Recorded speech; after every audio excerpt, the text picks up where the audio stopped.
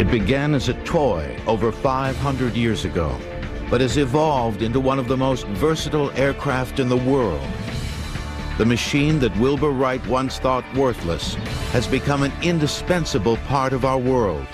Now, helicopters on Modern Marvels.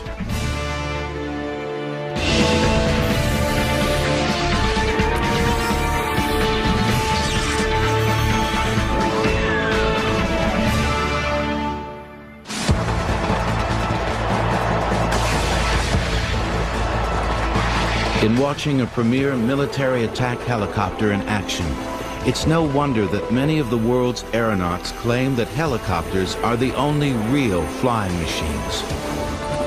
The craft that became known as the Angel of Mercy in war has become the jack of all trades of our airways.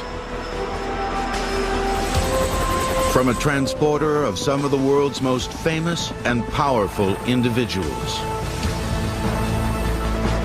to aerial firefighters putting out some of our worst forest fires, from defender and protector of our neighborhoods, to the flying crane workhorses lifting over 12 tons, to one of the most important functions of this aircraft, the flying ambulance. Medevac helicopters have helped save thousands of lives a year. Yet less than 60 years ago, the only aircraft in the world that flies in 3 dimensions was still in its infancy.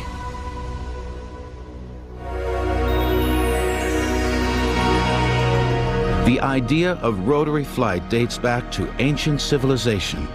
It began with a toy that became known as the Chinese top. We know for a fact that 1,500 to 2,000 years ago, the Chinese already had spin-top toys where you pulled a string and a propeller device flew into the air. The implications of it, however, were not realized by the Chinese at that time. As the Chinese top made its way across Europe, it quickly became a popular curio.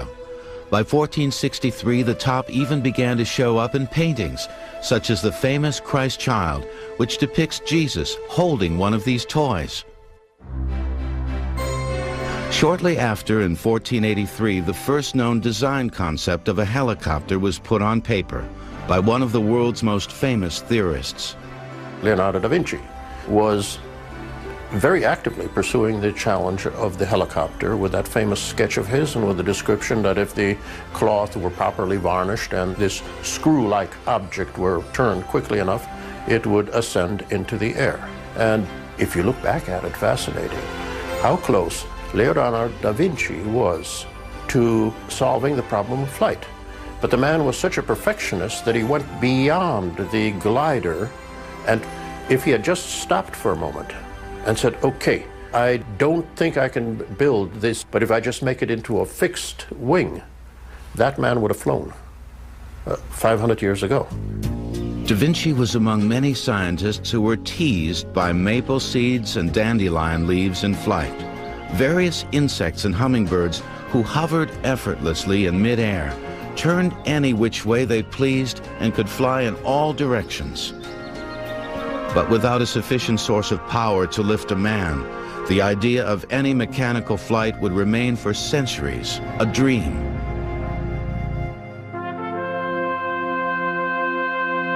By the turn of the 19th century, many visionaries had put their ideas of a rotary aircraft on paper. However, most were based on fantasy rather than reality. But by the 1840s, an English scientist, Sir George Cayley, began tackling one of the first obstacles associated with rotary flight, counteracting torque. If you take a hold of something, a screwdriver for instance, and you twist it in one direction, there is a equal and opposite reaction in the opposite direction. And that would be the torque reaction. And when a rotor is spinning in the air, at the same time that it's turning in one direction, it's trying to twist the fuselage and the aircraft in the opposite direction. Cayley's answer to this problem was to design a helicopter with 2 rotors side by side. Each rotor would turn in opposite directions to counteract the forces of torque between each other. But Cayley never built his rotary aircraft. he knew that a full-size machine based on his design would never get off the ground. See, the only power at that time really was a steam engine. And steam engine weighs about 100 pounds per horsepower. It's just impractical for vertical lift. But several years later, in the 1860s, a French engineer, Viscount Gustave de Ponton de Amécourt, was determined to prove to the world that rotary flight was indeed possible. De Amécourt built a miniature rotary aircraft which demonstrated a new method of counteracting torque. He researched and built small flying models, and one of them was a counter-rotating helicopter toy, where he took a bow and would wind it up, and the tension of the bow would turn one rotor in one direction. The torque of that would turn the opposite rotor. Size maybe 2 feet long, but it did fly. This became known as a coaxial method of handling torque, two rotors mounted on a common axis. After proving that a properly designed coaxial rotor system would fly, de Amécourt designed and built another miniature rotary aircraft. This time, he utilized tiny watch spring mechanisms for power. They too flew successfully. De Amécourt came up with an enduring name for his contrivances, using the Greek words heliko, meaning spiral, and pteron, meaning wing. He coined the name hélicoptère. But until a sufficient source of power became available, enough to lift a man, helicopters would remain small, miniature prototypes. The world would have to wait another 20 years for vertical flight.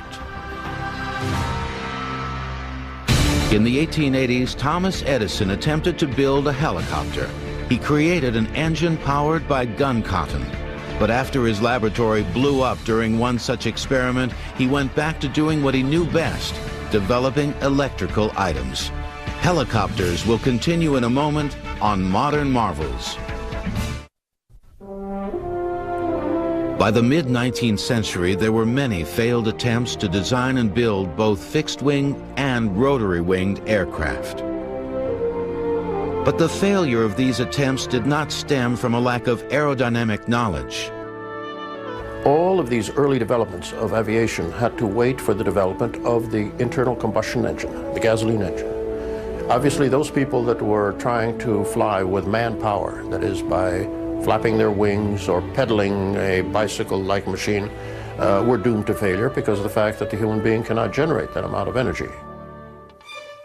But in 1876, the four-stroke internal combustion engine was perfected by Germany's Nikolaus Otto.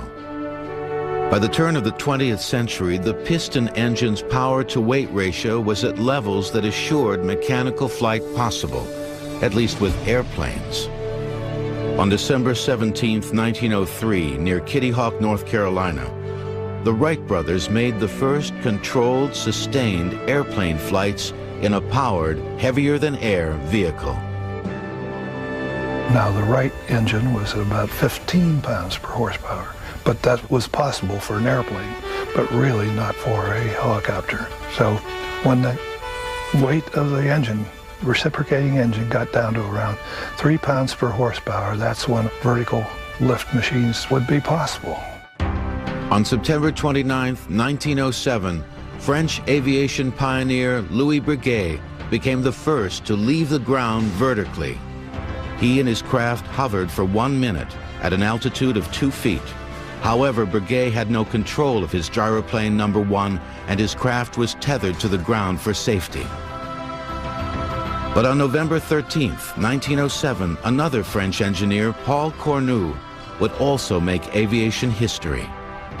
Hovering about a foot off the ground for several minutes, Cornu became the first person to ever rise vertically in a powered, heavier-than-air machine with no assistance from the ground. It was a true rotary free flight. But he too had little control of his machine. Although there were many engineers who followed in Cornu's footsteps, some even flying for up to 7 minutes, they all had the same problem: lack of complete control. In contrast, by the 1920s, United States Army Air Service planes were making the first flights around the entire world. it seemed that helicopter technology had quickly fallen behind that of the airplane. In 1925, a Spaniard, Juan de la Cierva, put the idea of a helicopter back into mainstream development. His invention, a completely new type of aircraft, the autogyro. Well, an autogyro has a rotor, and when the aircraft is moving forward through the air, the rotor acts a little bit like a windmill, where the forward motion of the aircraft moving through the air causes it to rotate. And when it rotates, it again is a rotating wing and is producing lift. But the forward motion of the autogyro is produced by a propeller very similar to what you would have on an airplane. An autogyro, which wasn't really vertical lift on the takeoff, but vertical lift landing, they could auto-rotate down and with very little ground run, plop down right in front of everybody, and especially at air shows, they would demonstrate that capability.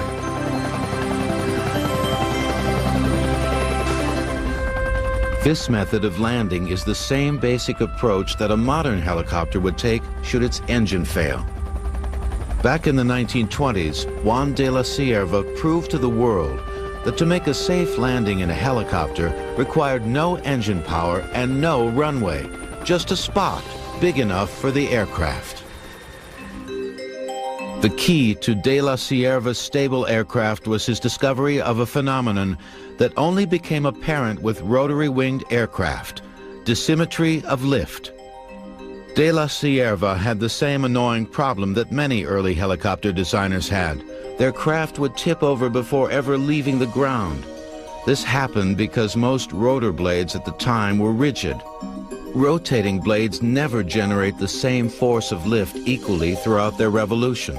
This causes an imbalance of lift. De la Cierva's solution? He attached hinges to each blade, which allowed them to move fore and aft, and up and down. This would allow the rotor blades to find their own way through the air. You see, as the forward-going blade goes into the air, it gets a lot more lift and it wants to rise. And as it rotates around and goes with the air, then it wants to sink. And prior to that, then, most of the aircraft would have rolled over. He allowed the blade to flap up, and as it goes around, then to flap down. If it gets too much lift, it flaps up. As it goes around and loses lift because it's going with the wind, it starts to settle. And so this was a self-accommodating sort of thing. So Juan de la Cierva figured that out and was able to build a controllable, flyable autogyro back in the 20s. Early autogyros had small wings to help steer the aircraft, but these wings disappeared in the early 1930s when cyclic pitch control was developed. This device was based on the problem that de la Cierva had just solved: dissymmetry of lift. The thought was take control of this imbalance of lift and use it to steer the aircraft. It wasn't until the cyclic pitch, where we can change the pitch as we go around the blade, so it might go high on this side and low on that side, that people began using cyclic pitch to help control this rotor. And so then, in hovering, where you have no forward flight speed, they were able then to tilt the rotor so as to be able to go laterally, or tilt the rotor so as to go longitudinally. This is the same basic device that steers a modern helicopter.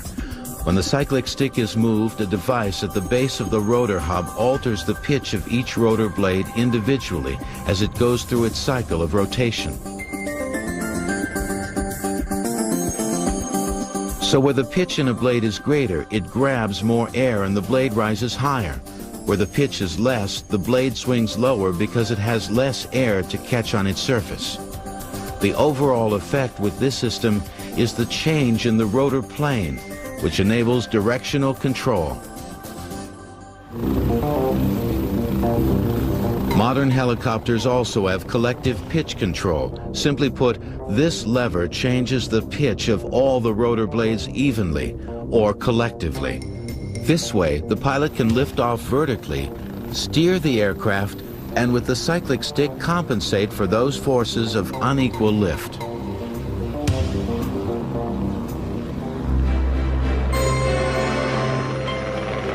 Thanks to these new technological breakthroughs back in the 1930s, the autogyro achieved practical success. The Detroit News used one to speed reporters to the scene of major stories. The U.S. Postal Service began test flights for its deliveries. There were even demonstrations held on the White House lawn for President Hoover, who called the autogyro the greatest achievement in aviation. Harold Pitcairn, who was licensed by De La Sierva to build autogyros in the United States, even foresaw a future where autogyros would make automobiles obsolete. He designed a Pitcairn rotable and demonstrated it on the streets of Washington, D.C. The rotable vehicle was all part of Pitcairn's dream, which he depicted in his promotional material, to have an autogyro in every garage. Well, Harold Pitcairn built some autogyros here in the United States back in the mid-1930s, which was right in the middle of the Great Depression, and nobody really had money for anything at that time. So, unfortunately, the autogyro, combined with its complexity and high cost, never allowed it to actually be that competitive. The autogyro's fate was sealed when in December 1940, its 41-year-old inventor, Juan de la Sierva, was killed in a commuter airplane accident in London. But by solving many of the autogyro's problems, de la Sierva and his colleagues had opened the way at last for the practical helicopter. The world wouldn't have to wait long. Two men working independently of each other were about to push helicopters into the modern era. On April 22, 1931, Amelia Earhart set a world's altitude record for autogyros at 18,400 feet. Helicopters will continue in a moment on Modern Marvels.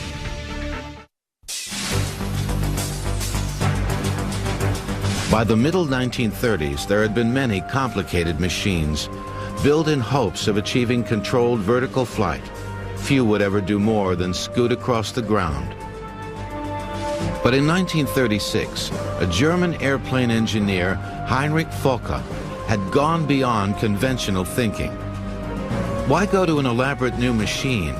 He felt that the trusty autogyro was so close, he would simply build upon its basic design.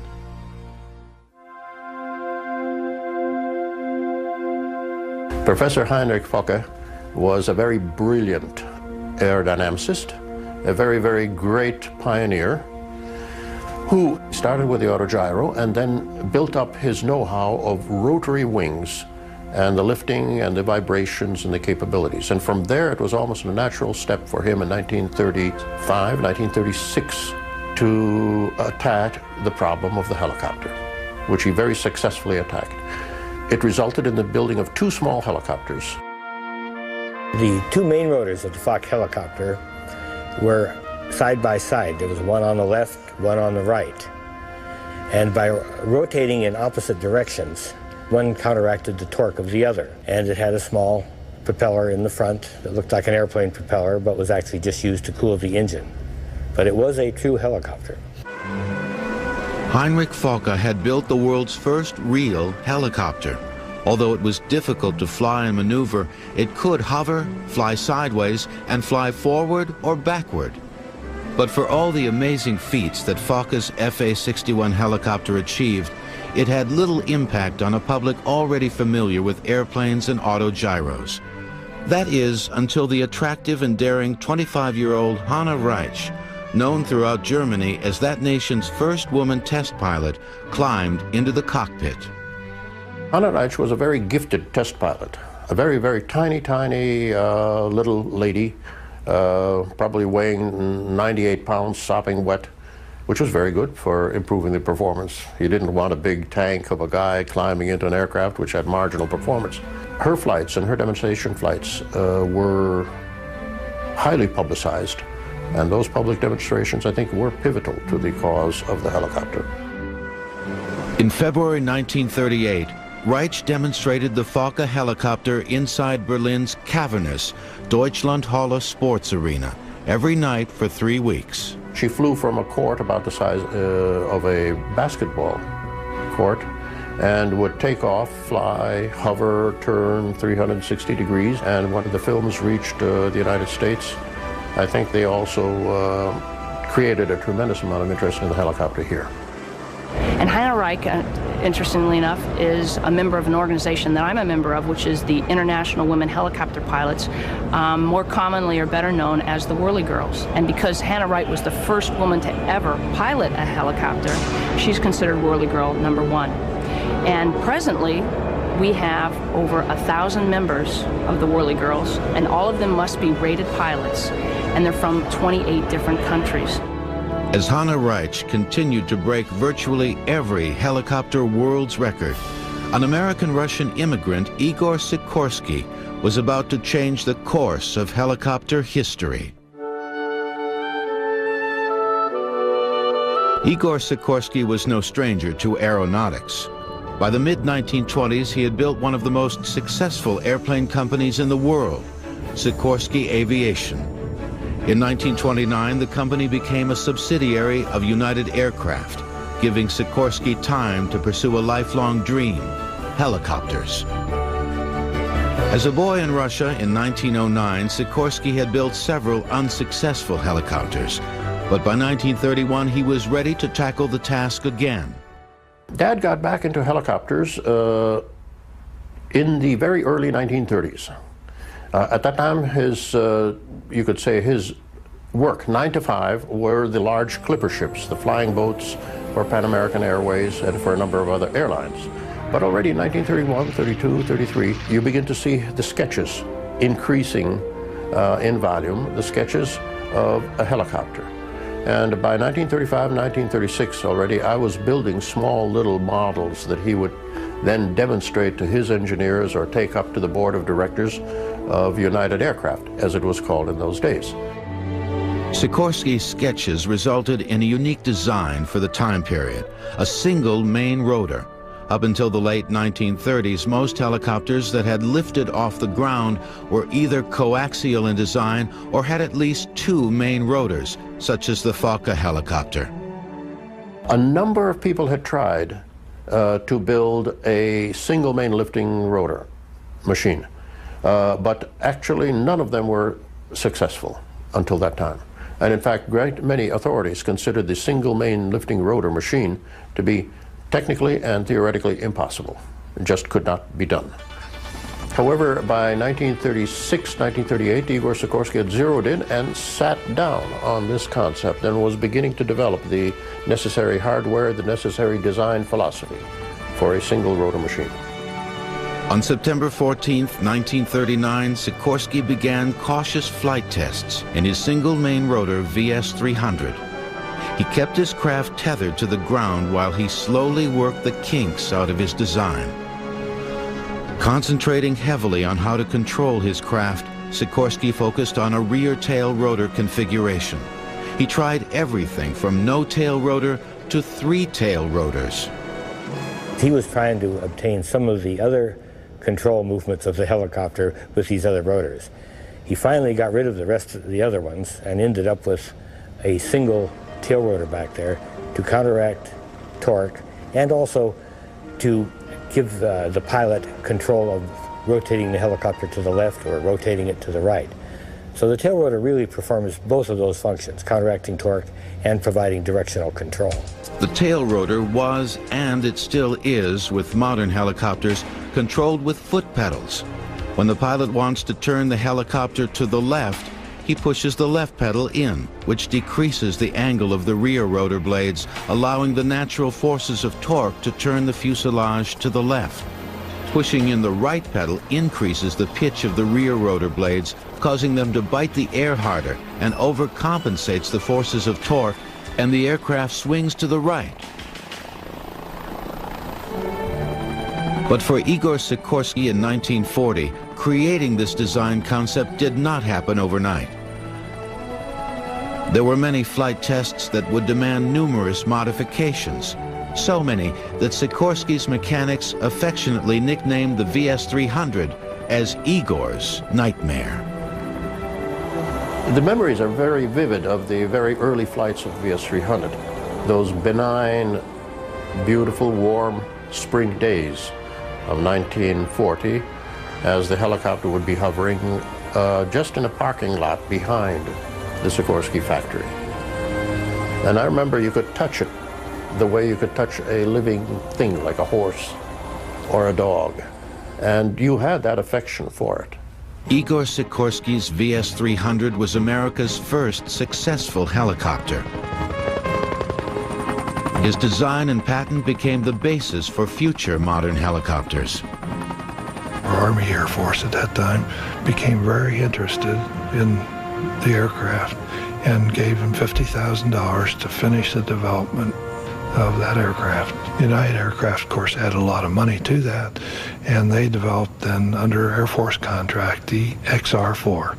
And that's the aircraft that's sitting behind me, is the first then production aircraft.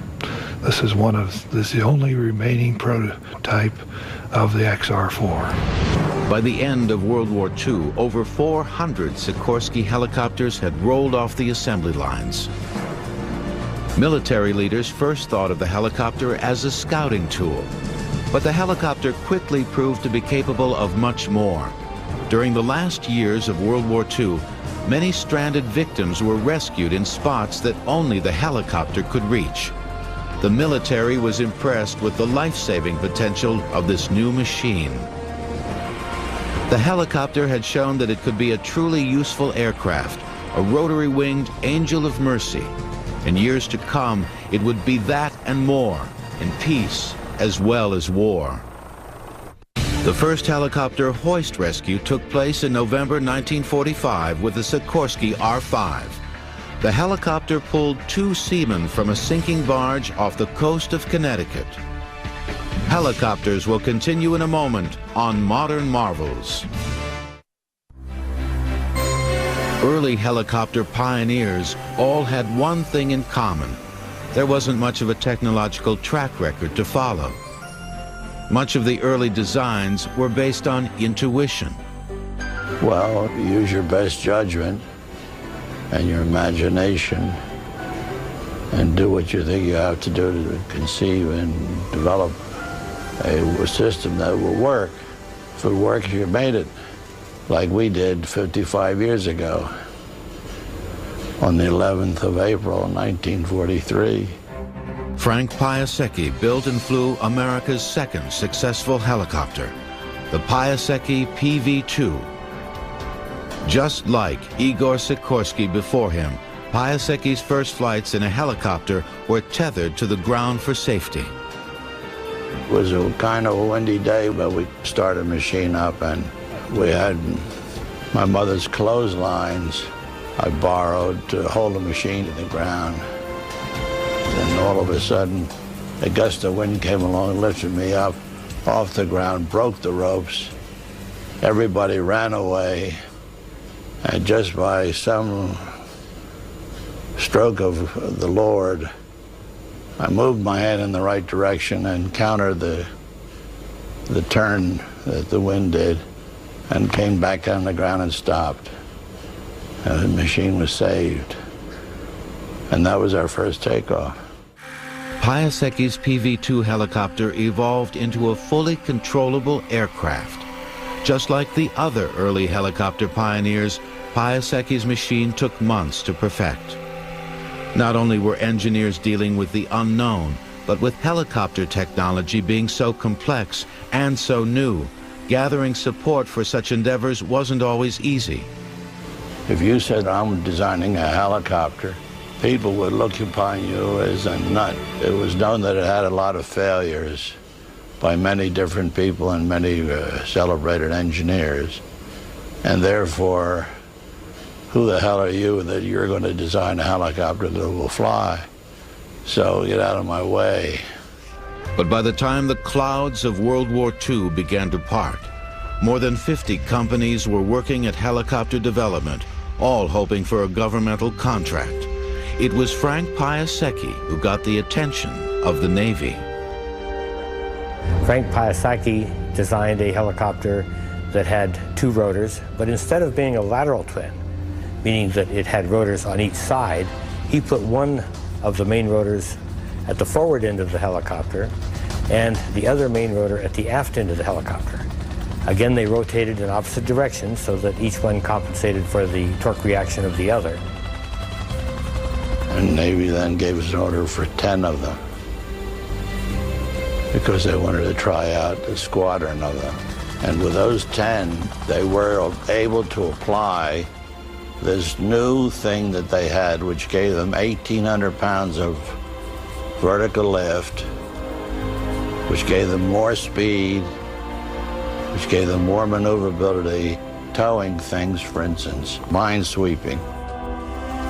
Piasecki built several variations of tandem rotor helicopters. Shortly after World War II, they were in use with the Navy, Marines, and Coast Guard. However, by August 1950, the armed forces found themselves in desperate need for hundreds of new helicopters in a war that no one expected.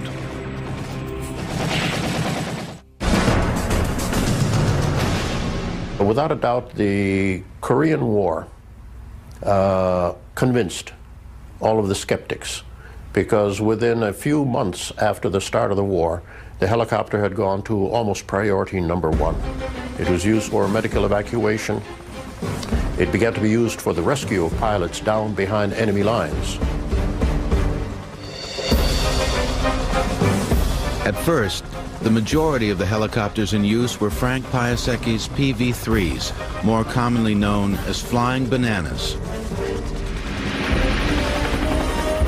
Also in use were Igor Sikorsky's S-51 helicopters. But for medical evacuation, a smaller, lightweight helicopter was needed. The design came from a brilliant young inventor, Arthur Young, who worked for the famous Bell Aircraft Corporation. Young had built America's third successful helicopter, the Bell Model 30.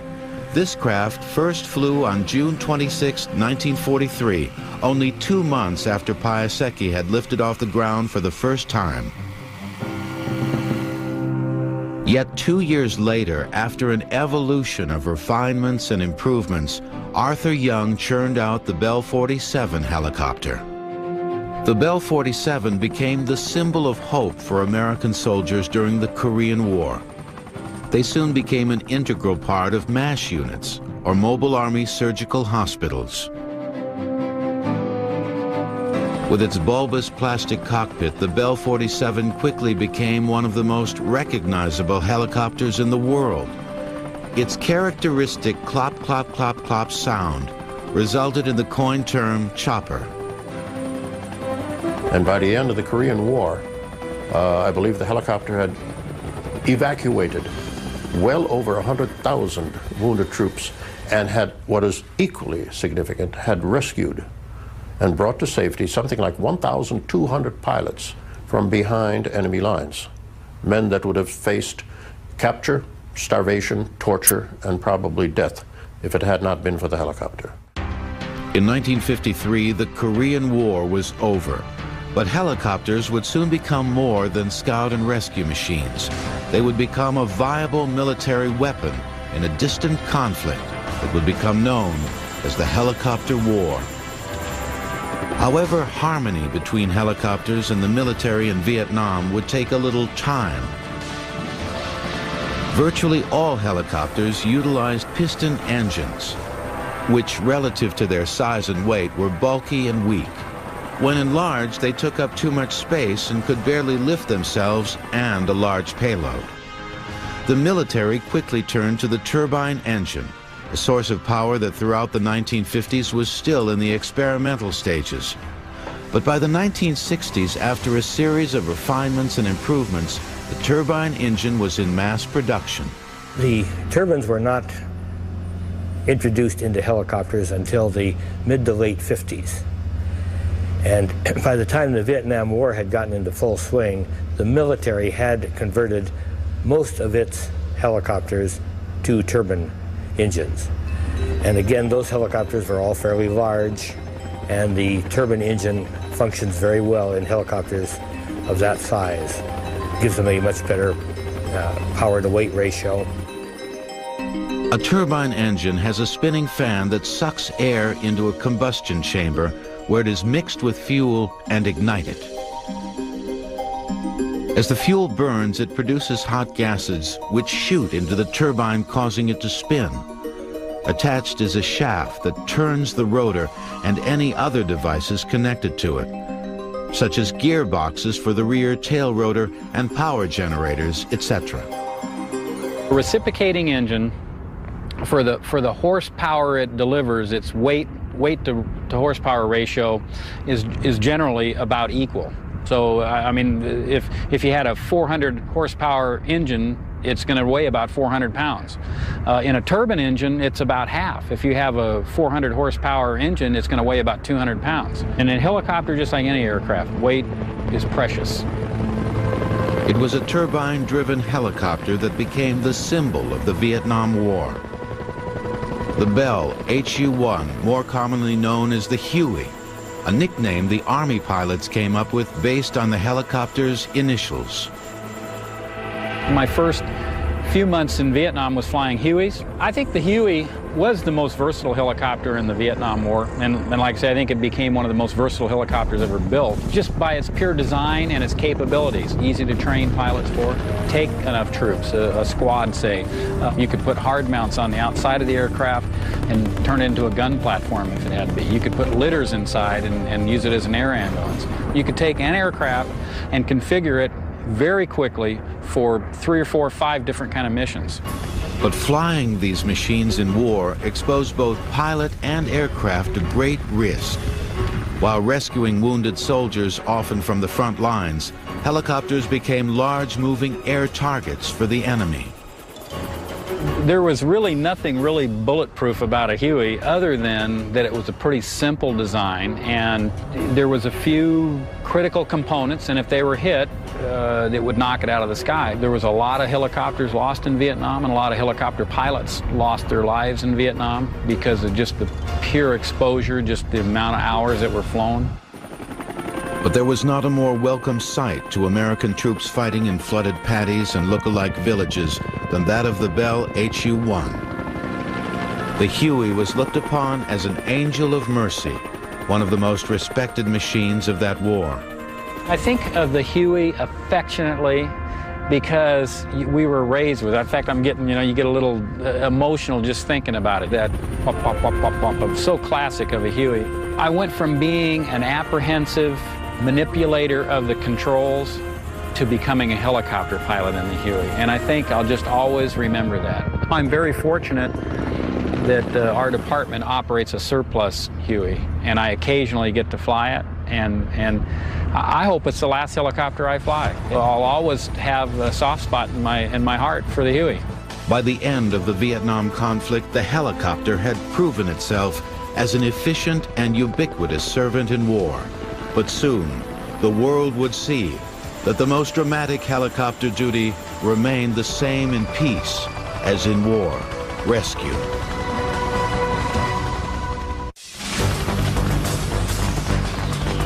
Less than 20 years after the birth of the modern helicopter, the world became reliant upon its existence. I think certainly that to the Army of the United States, and I would dare say to the armies of a number of military services around the world, the helicopter certainly is as indispensable as the jet fighter is to the air forces of the world. It does provide you simply with the capability to continue military operations in areas that would be inaccessible with anything but the helicopter. Currently, the latest in helicopter technology can be found in some of the various military machines, such as the Boeing Sikorsky Comanche. This stealth machine can fly at speeds up to 200 miles per hour and execute snap turns in 4.5 seconds. The Comanche can fly sideways or backwards at 70 miles per hour, while the pilot utilizes the craft's advanced radar and infrared sensors. In seconds, the Comanche's computers can scan miles of a battlefield, instantly prioritize all hostile targets, including tanks, trucks, and even other helicopters. While displaying the targets for crew identification, the system selects the optimum weapon to neutralize each, either from its own extensive weapon systems or by relaying encrypted information to other air or ground commanders. But the civilian side of helicopter technology is no less important. Helicopters are always on standby for our safety and benefit. A lot of people don't realize one of the special functions of a helicopter in a large metropolitan area is when the corporate helicopters are members of a disaster relief program. And in the New York City area, for example, all the corporate helicopters that fly around not only just fly the executives around to save time and bring in a lot of business to the area, which is very important for the economy, but should an unexpected disaster occur, for example, some kind of a bombing or just some kind of a national disaster, the helicopters would all rally in support of the community. And this is something that we do in addition, just as a community service. Today, I think we can say, as a rough ballpark figure, that well over 1.5 million human lives directly saved by the helicopter, by the intervention of the helicopter. In 1957, President Eisenhower took a ride in a Bell H-13J from the White House lawn to a command post as part of a civil defense exercise, becoming the first president to fly in a helicopter. Modern marvels will return. Helicopters also act as aerial firefighters. They can access much smaller water supplies than tanker planes. These monster Erickson air cranes can quickly suck up over 2,000 gallons of water, and then with precise accuracy dispense the water over the affected area. Without these air cranes, many industrial projects would cost millions of dollars more to build. There is no need to impact the environment with roads, as these heavy-lift Erickson helicopters aid in power line construction, remote logging, and major equipment transportation. This unit is one of the first unmanned helicopters being developed for law enforcement and the military. Utilizing a single main rotor protected in the middle of the aircraft, this Sikorsky rotorcraft performs a variety of functions, including capturing live footage and transmitting it back to a safely isolated base station. Unmanned helicopters may one day be a common sight. Oh, the future of helicopters is absolutely exciting. Just a branch off from the helicopter is the tilt rotor, and that's where I think that you're going to mesh the vertical flight and horizontal flight. In fact, what it is the tilt rotor is the best of both worlds. You can land and take off like a helicopter and have the speed and range of an airplane. Man's thirst for perfecting three-dimensional flight appears to be an unfinished quest. But whatever we achieve in the future, the helicopter will always remain our source of inspiration. But I think the most special thing about the helicopter is the fact that it allowed man to live what had been considered up to now a dream. The ability to take off and land vertically, and the ability to hover motionless in the air, is something that literally only the helicopter can give mankind. My father, Igor Sikorsky, would often say that it's interesting that all of the great early legends of flight, the Pegasus, the flying carpets, the flying thrones of the Chinese, all of these had one thing in common.